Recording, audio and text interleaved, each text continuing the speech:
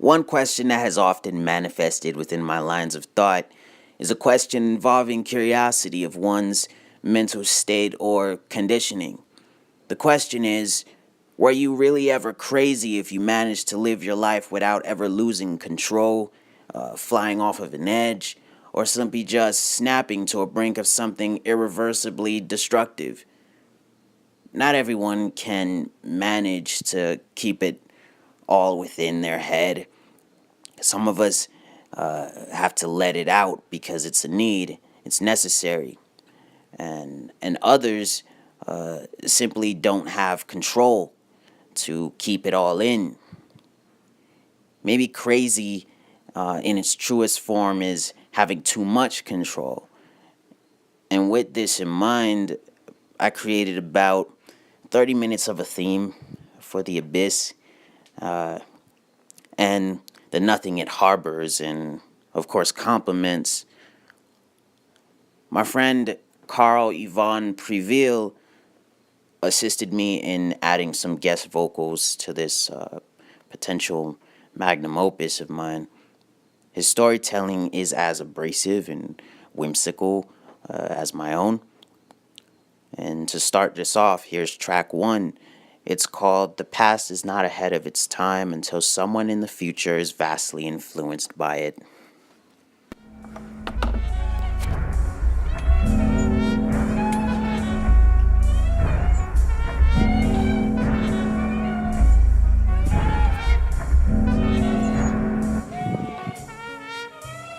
Un des hommes se trouva sur le même terrain rempli d'herbe un jour.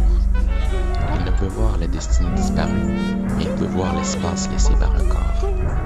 Et cela l'intrigua parce qu'il savait que l'herbe couchée n'était pas dans le plan de la destinée.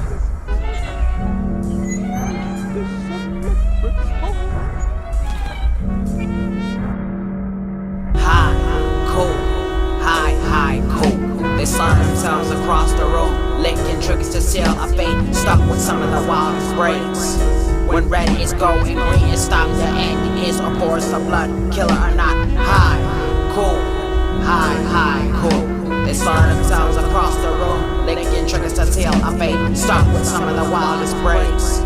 When red is go and green is stop, the end is a forest of blood, killer or not. In a field of wheels and melancholy through alleys, shattered legs collect their organs from orphans. So the coup stops to be noticed, looking on to snatch, then the wall showed inept. A drugged gang holds on tight to their fangs, and silly are the alarms ringing, self-destructing fish of hate. Of course the catch seems like something to eat, and this is all behind their planet's colorful cheeks. No leaks. The darker the inside, the brighter the outreach. High, cool. They slaughter themselves across the room, licking triggers to seal a fate, stuck with some of the wildest breaks. When red is go and green is stop, the end is a forest of blood, killer or not. High, cool. They slaughter themselves across the room, licking triggers to seal a fate, stuck with some of the wildest breaks. When red is go and green is stop, the end is a forest of blood, killer or not.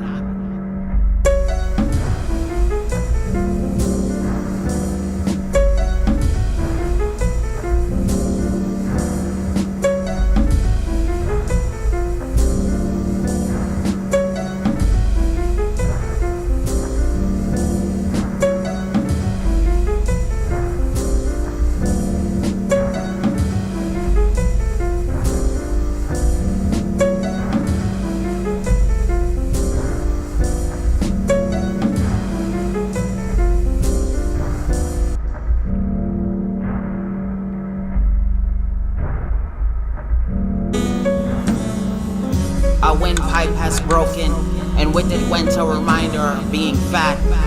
The scenario's room is an inviting lilac, and of course the odor is a reminder of an abnormally cold night in August. Year is 1597. Caravaggio is standing in front of you. You are staring at him, and in response he's looking at your futuristic stomach while you are now existing as a black Teletubby. You start slicing off bits of yourself. You give him some of your flesh. He chews it, swallows. Yummy. Yummy. Yummy.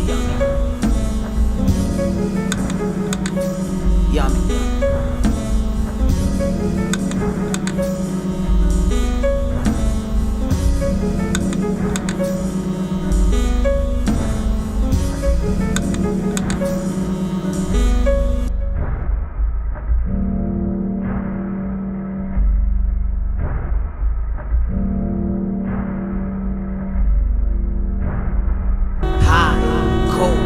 High, cool. They slaughter themselves across the room, licking triggers to seal a fate, stuck with some of the wildest breaks. When red is go and green is stop, the end is a forest of blood, killer or not. High, cool. High, cool. They slaughter themselves across the room, licking triggers to seal a fate, stuck with some of the wildest breaks. When red is go and green is stop, the end is a forest of blood, killer or not.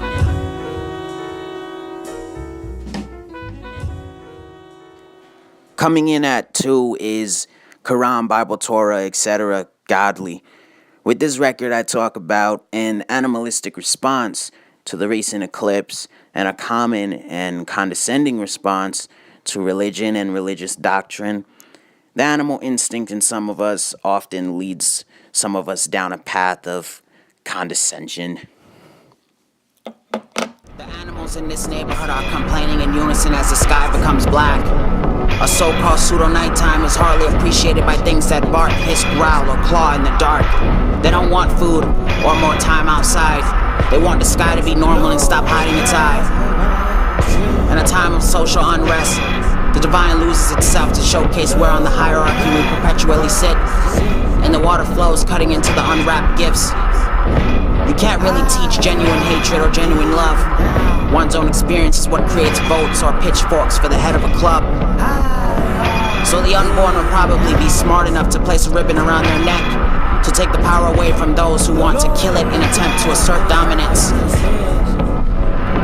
Mumbling is the present seed, and it seems like a form of protest against the babies who cry the loudest. They can whine for a change all they like, but obviously that ultimately won't create what they claim they want to establish.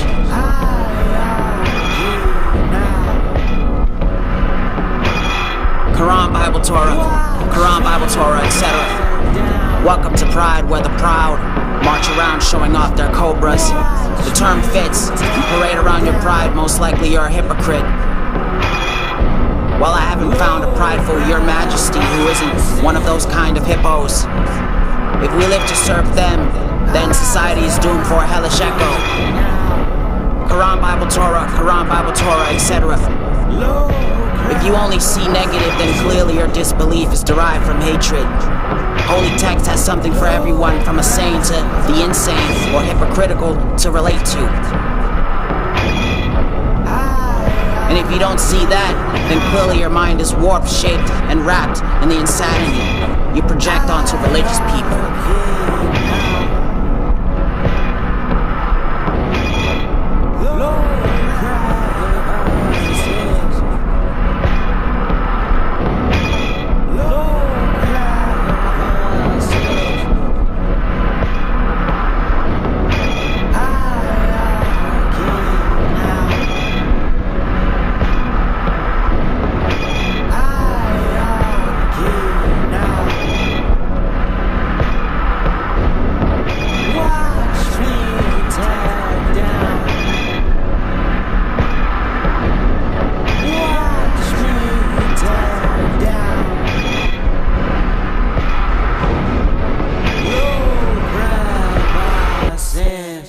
Un des hommes se trouva sur le même terrain rempli d'herbe un jour. Il ne pouvait voir la destinée disparue, mais il pouvait voir l'espace laissé par un corps.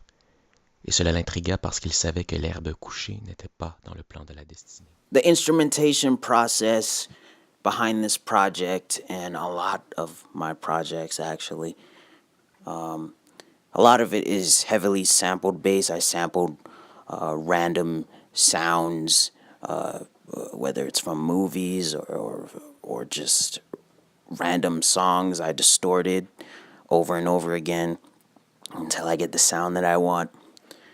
But yeah, it's a mix of sampling, and live instrumentation, of course. The Hitchhiking Robot and a Girl with a Penis is pretty much a track about a distant love and how being in a small town can often feel like being trapped in a snow globe.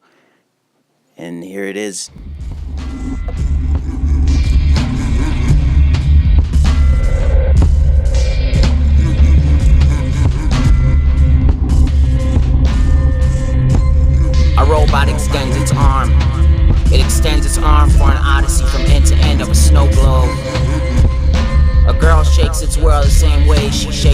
conformity and absolute protest.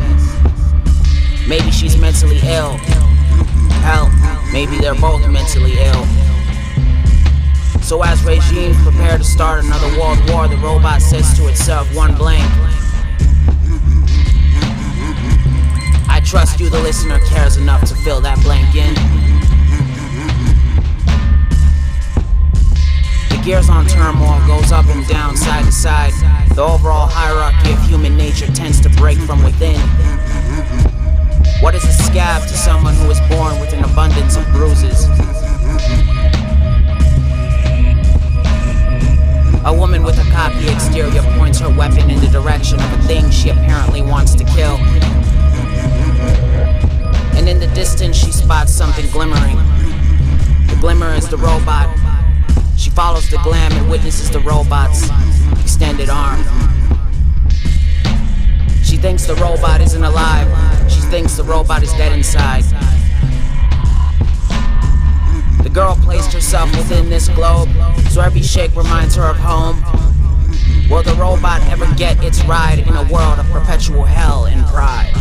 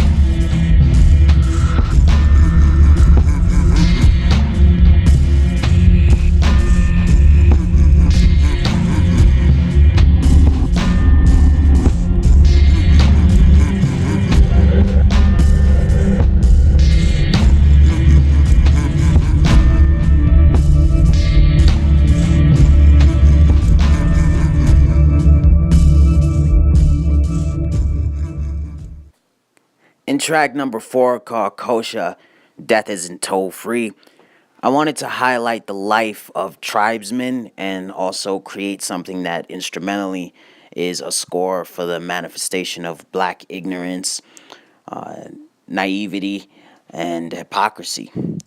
There's an abundance of tribes within human history who invited, traded with, and did not really defend themselves against foreign invaders, colonizers, and ravagers. Can you guess what happened to so many of these different tribes throughout history?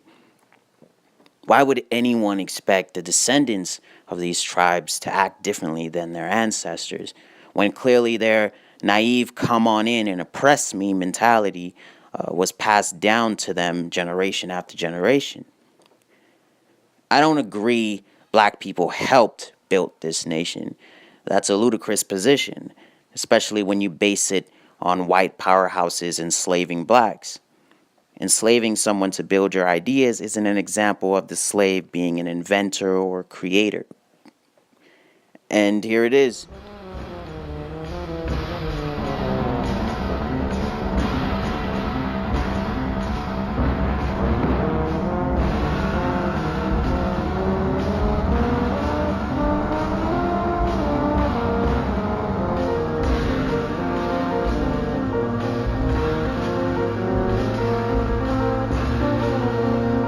La destinée avait aidé à créer l'homme, mais il y avait un jour où elle se sentit mourir, et elle n'avait pas laissé de descendance, car qu'est-ce qu'elle aurait pu engendrer sinon elle-même? Elle se trouva un terrain rempli d'herbes où elle se coucha et expira pour la dernière fois, et son corps s'évapora parmi les brindilles.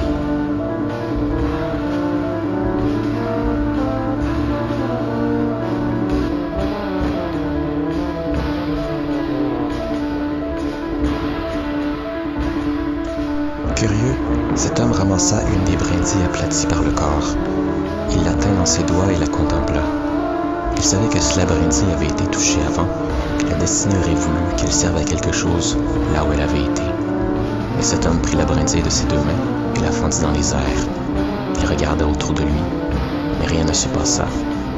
Et l'homme sourit, Certainement, se dit-il, je dois être libre.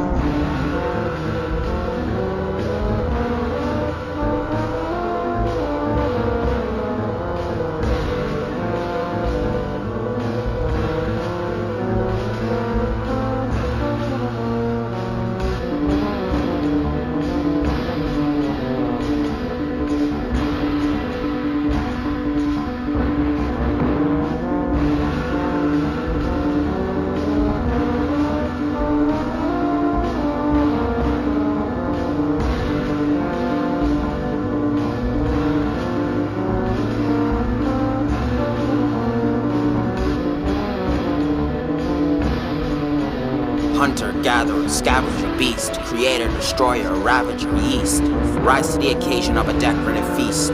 So as you cut the skin as a rite of passage, the gods want you to sacrifice your whitest cattle. Thank you for calling, thank you for dialing, thank you for being. You and the rest won't be affected by scurvy. Leave that chief, he's no longer your leader. Hurry, hurry before your creators destroy you with weather.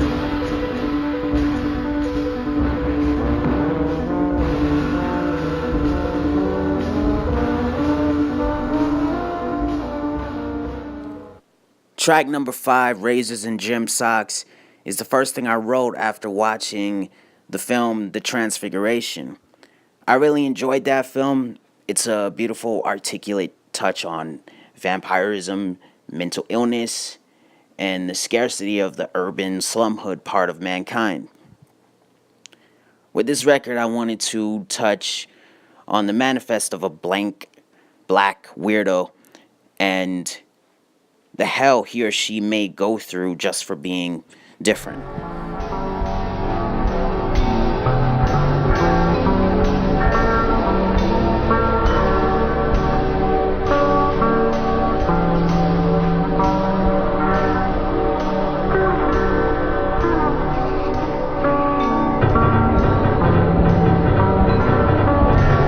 Losing touch of herself. She can kill for someone else. A lifetime can obviously vanish in less of a blink, and with this a blade can enter the hands of someone who should have obviously been born with it. Being the creep or weirdo attracts something sinister, like a minister trying to take advantage, or your own sister trying to turn you in for something you whispered to her. Gangsters don't actually move in silence, weirdos do. In order to be a gangster, you need to be egotistical or arrogant, and the blood on your shoes has to be spotted way before you make a rap song about it.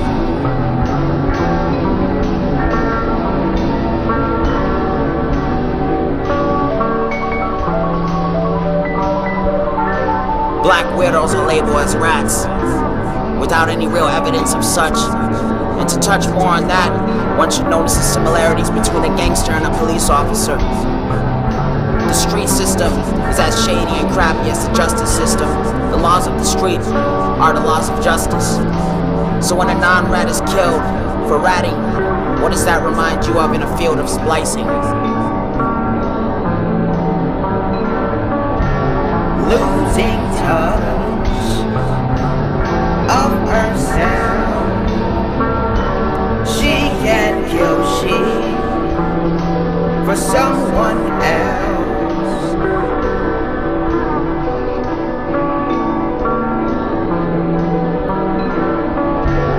Losing touch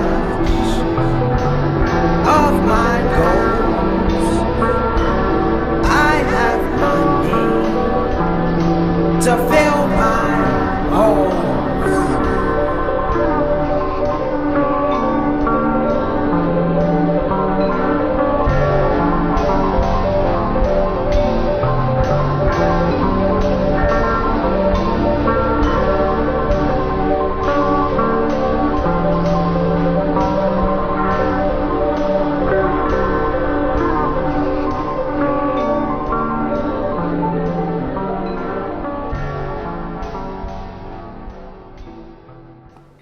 Track 6, Loopy Cysts, started off as a novel back in 2014.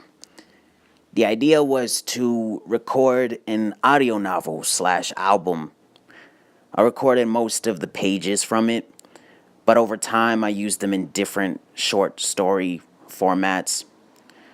Most of the recordings ended up on earlier Plebs and Fuckboys projects I did with Nick Dropkick, aka Nurgle Jones. The story was pretty much about ascending into hell by way of placing yourself there, a tale of some kind of self-destruction. Mais les hommes ne savaient pas que la destinée était morte, et ils continuaient à fonctionner comme si elle les contrôlait toujours.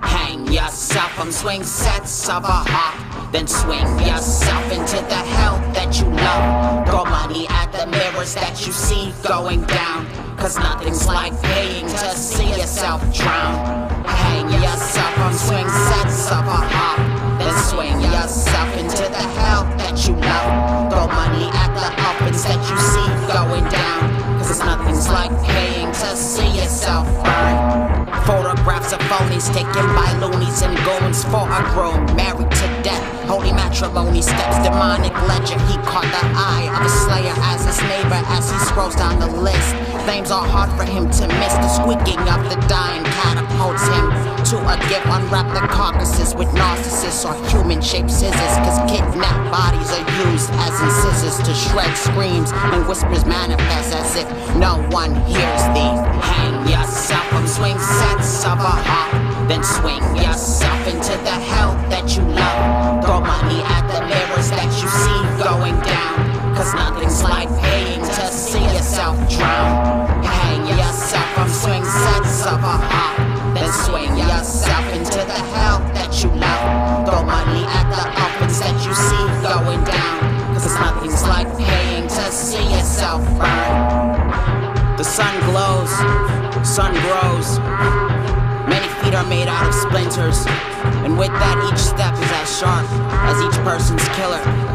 So whoever sees themselves in the mirror of this heads for a perpetual kiss.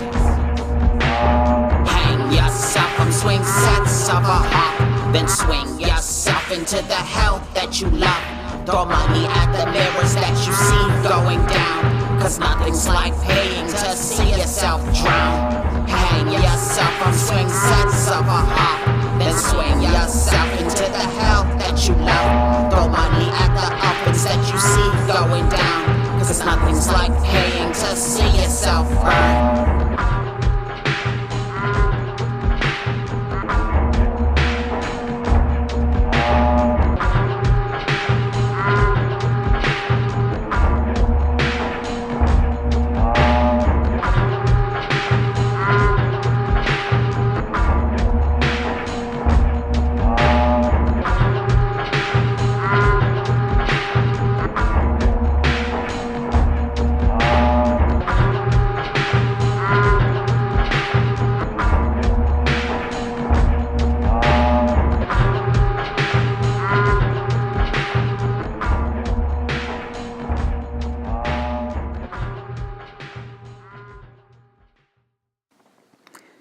Carl just texted me. This message is about the story he recorded for this project, the story that I chopped into bits and divided into three tracks, I think. Loopy, Quran, and Death are where you could find this story of his. Okay, so the text message reads, "One night this summer I woke up and I had this story in mind. I wrote it down and recorded it. That's it. This story is a mix of one of my friends' musings on continental philosophy and my own thoughts. Her Jump Rope Smells Like Bleaching Cream is a story about a woman falling victim to a room full of opportunistic pigs.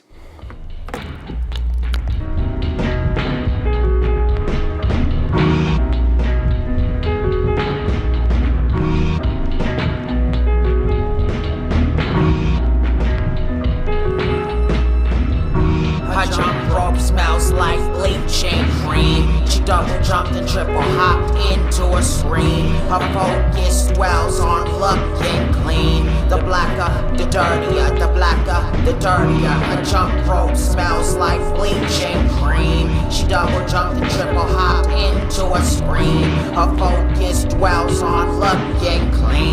blacker, the dirtier, the blacker, the dirtier. Head on a path to a dark surface that becomes bright vision out in itself, surrounded by the aroma of her master's belt. Now what's surprising is the vibe of herself is built with tremendous wealth. Look into the nature of her spiritual creative. Sometimes creative like hands have something to scribble. The map of her virtue seems to be so little. The highs, the guard sign is one of the dirtiest forms of white faces that doesn't bother down the past the night enchantment, attracting the attention of diggers. And this is when the protagonist became a so-called devilish sinner.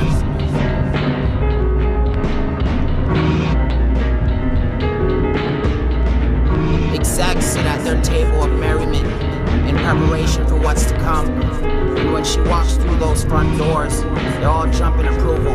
She'll jump in delight as the light shifts across the room. The rope they'll hang her with is the same rope she used to bring herself to this point.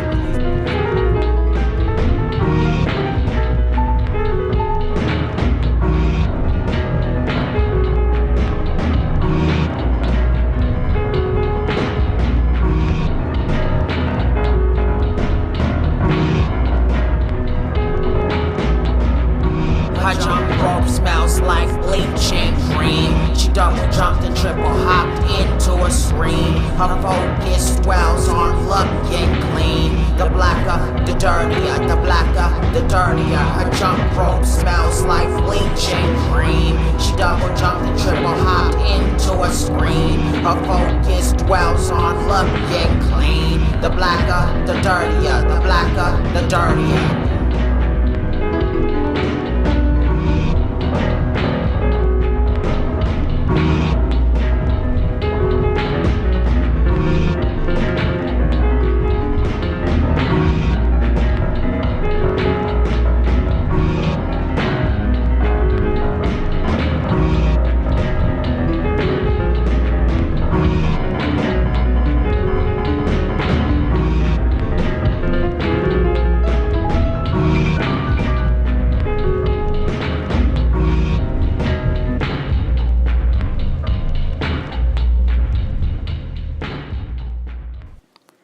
Sometimes I enjoy placing a hard to hear what the narrator is saying nature within certain parts of tracks I create.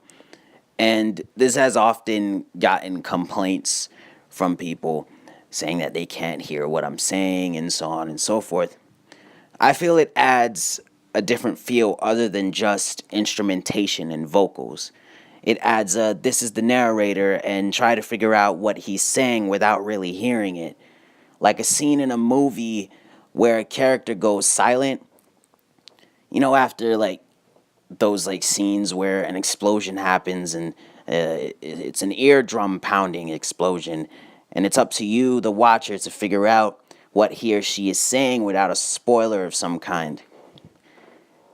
In the way I create this, it feels and sounds like a cliffhanger with the use of sound. Throughout my discography has a lot of those types of cliffhangers. On this next track, there's a bit of that going on.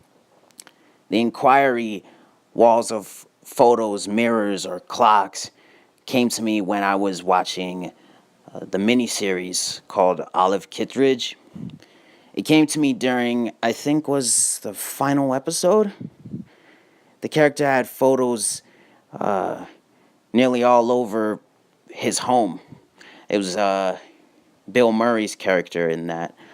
I began thinking about memories, the past, the present, and how people cherish any manifest of time with mirrors, photos, or clocks. To ask the reader or listener, do they prefer walls of mirrors, photos, or clocks, is a question I asked myself. Clocks seem to be a mashup of mirrors and photos. At this time, walls of clocks would be my choice. Photos, mirrors, or some clocks. Will you place your life on walls? Run, lover, lover, run, run, lover, lover. Hang, lover, lover, hang, hang, lover, lover. Photos, mirrors, or some clocks. Will you place your life on walls? walls. Run, lover, lover, run, lover, lover. Hang, lover, lover, hang, lover, lover. Do you look into a mirror the same way you look into a clock or a photo? Or do you see all three as utterly different and holding nothing comparable? All the layers and manifestations of time exist within all three, but for one to only truly see themselves in one at a time is often a happening. Literal reflection aside, the figurative reflection holds a spot, a humongous spot. The terror that dwells within all three of these incarnations of time is the same terror that dwells within the mind of a newborn.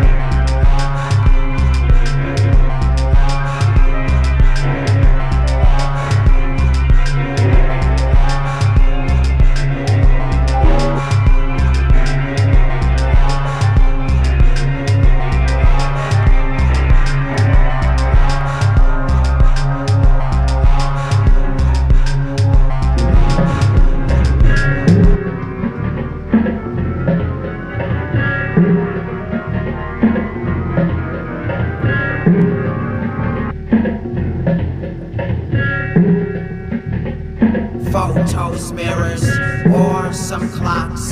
Will you place your life on walls? Run, lover, lover, run, lover, lover. Hang, lover, lover, hang, lover, lover. Photos, mirrors, or some clocks. Will you place your life on walls? Run, lover, lover, run, lover, lover. Hang, lover, lover, hang, lover, lover. Lovers love to hold on to reminders of love, so it doesn't surprise me when hatred manifests as a test aimed for the back of someone's lungs. Is obsession at its peak, holding on to the past because the past belongs to no one but the people who actually live as its better half.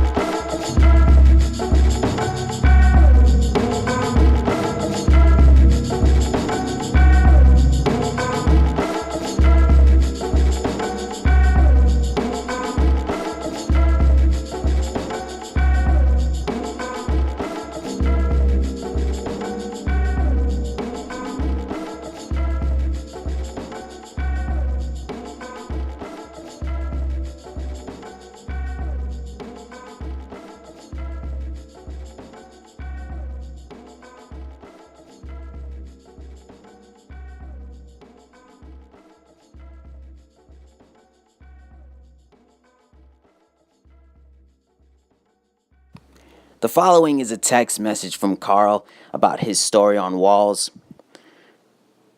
It says, mostly Facebook inspired, mostly a joke.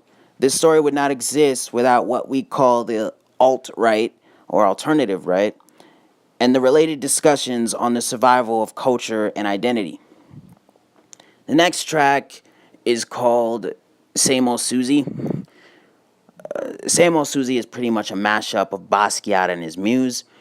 She was called Suzy as a child by her mother, short for Suzanne. He had the pseudonym Samo, if I remember correctly, during his graffiti street days. This song is a depiction of an adolescent Basquiat and Suzanne Malauk. I think that's how you say her last name. Hopefully I'm not butchering it. It's a story about Basquiat and Suzanne strolling through a racist auction held at a museum. And as they're strolling through this racist auction held at this museum, they're sprinkling liquid shit and liquid piss on the marble floor. In this, Carl talks of a warlock moving two dead bodies. Widow Basquiat, to me, is one of my favorite books of all time. So to compose this song as a homage to not only Basquiat, but Suzanne Malauk and Jennifer Clement was a process I really enjoyed. At first, I wanted to compose an entire album depicting this tale of intellectual adolescence, but for now, I feel this song gets the point across, pretty much. Maybe in the future, I will create an entire album, a continuation of this story. Par les incantations d'un sorcier inconnu, le corps inanimé copule dans l'obscurité. Sprinkle piss, sprinkle shit. So much oozing at an auction. Diamonds dancing at a wink. Blinking things went gone with a glitch. Pain us only you'll die for it. Pain us only you'll live for them. Sprinkle piss, sprinkle shit. So much oozing at an auction. Diamonds dancing at a wink. Blinking things went gone with a glitch. Pain us only you'll die for it. Pain us only you'll live for them. You are like a new fridge filled with pastries. Soft and cold interior, hard exterior with voice activation. The tone of the mischievous can open you up as your heart runs several miles through your gut. Who would let an insect infect themselves with Cupid's penis excrement? When it's white, that doesn't mean that it can't be trash. So if the garbage man comes around this time, someone hand him the whitest piece of ass, because that kind sir is a polyglot slobbering all over someone's right to advance to another post-dead end train of breath.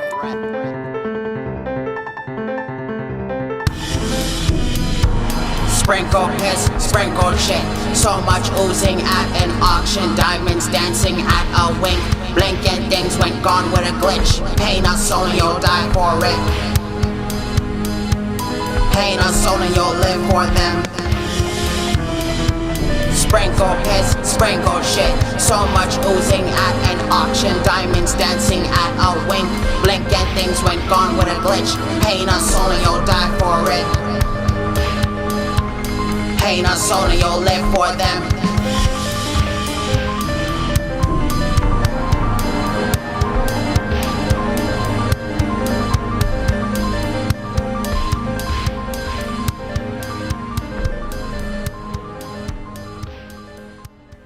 Basquiat and I are quite similar in some ways. His random way with words within his paintings, very similar to my way with words. Sometimes I enjoy the sound of a word more so than the meaning of it. And pretty much I've been this way since I've had memory. And I have the same response to certain sentences as well. Sentences that sometimes come from my character creation process, and sentences that sometimes come from random moments of scrolling through social media, reading posts, after blog, after tweet, whatever. Pronunciation and accents at times I value more so than whatever word itself, the nature of the word itself. I think Basquiat's art addressed and highlighted racism, hatred, fear, and love. My art is quite different. It highlights a Of course, a lot of that, but at the same time, a little bit more or a little bit less, depending on the time period or the moment or the feeling that I have at the time. Sometimes when I'm not telling a surreal story of some kind, I'm highlighting the catalyst for racism, hatred, fear, and love. And that catalyst happens to be hypocrisy. Next to naive, hypocritical is one of man's most dangerous forms of being or existing. I now am looking at another text message from Carl. This one is about the story he came up with that I decided to use for SAMOsuzy. And the text says, I think I first thought of that story at the age of 17. At the time, I thought it could be the starting point of a transgressive fantasy story about a warlock fighting power with sex magic. Time went on and the story didn't change, so I wrote it down. We'll see how it goes. The final track on this album is called the bonus track, Mumble Rap versus Hip Hop. This is what I call a peak of Jux-hop. And if you don't know what Jux-hop is, know that it's a personal creation of mine. It's the mashing of two instrumentals that were composed by myself and two rhyme styles. On the left side of the track, I highlighted the audaciousness of hip-hop old heads, and on the right, I highlighted the hierarchical introversion of the modern-day rapper. If you stuck around up until this point, thank you for listening, and hopefully you'll hear more from myself and Carl again.